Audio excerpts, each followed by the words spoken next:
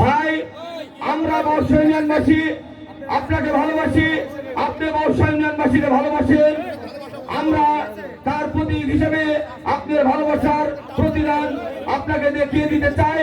বিধায় আমরা বারবার আপনার উপস্থাপনের জন্য আমরা বিভিন্ন অনুষ্ঠানের আয়োজন করি। আমরা আপনার কাছে একটি অনুরোধ রাখতে চাই, যে সকল নামধারী বিএনপি আওয়ামী লীগের কথা বললে গায়ে জ্বালা করে ওই সকল নেতাকে আপনি পরিহার করবেন। যারা বলে সেই সময় তাদের কাছে আমরা ন্যূনতম সম্মান পেয়েছি, ওই সকল নেতারা আওয়ামী লীগের নেতৃত্বের কাছে তারা তাদের সুযোগ সুবিধা গ্রহণ করেছে।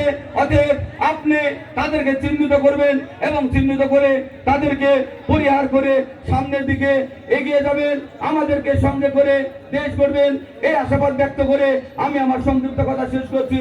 আসসালামু আলাইকুম। ধন্যবাদ। এবারে বক্তব্য আসছেন তরুণের অহংকার রাজশাহী জেলা ছাত্র দলের সম্মানিত আহ্বায়ক চন্দ্রের আমার চেহের বাস্তি এসেছেন সারাদিন আহমেদ শামীম।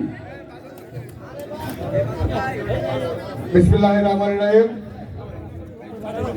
মহান বিজয় দিবস উপলক্ষে বাউসা ইউনিয়ন ছাত্রদল এবং যুবদল কর্তৃক আয়োজিত আজকের এই প্রোগ্রামের প্রধান অতিথি উপস্থিত আছেন বাঘাটার ঘাটের মা মাটি মানুষের নেতা, রাজশাহী জেলা বিএনপির সংগ্রামী আহ্বায়ক, উত্তরবঙ্গের অবিসংবাদিত বন্ধুত্ব নেতা আমার নেতা আবু সাঈদ চাঁদ ভাই।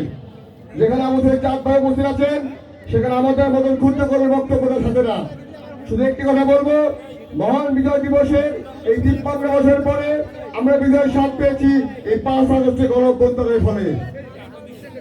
আমরা দেখেছি সারা বাংলাদেশ বিএনপি তথা যত যারা সিনিয়র নেতৃবৃন্দ আছেন সেখানে ছাত্রদল সহ অঙ্গ সহযোগী সংগঠনের মূল্যায়ন কমে গেছে।